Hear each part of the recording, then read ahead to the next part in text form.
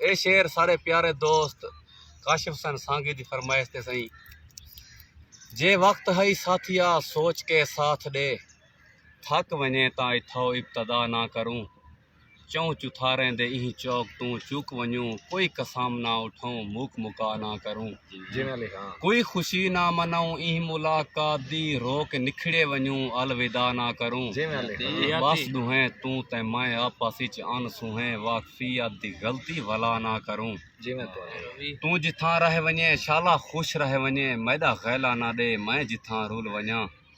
या दुआ मंग दिल नाल ऊं वक्त दी, तू मैकू भूल वञे मैं तैकू भूल वञां। बार गते लिया अक दी माखी ना समझी भूलावण मैदा, क्या खता है मेरी क्यों विसर सां तैकू। मैं कनू हट करई जैंदा मुंह देख से, मैं ना होयुम तोणे मैं नजर सां तैकू। तेरी नफरत दी नक तार न झाग के, अंत हिकड़ी गवारा गुजर सां तैकू।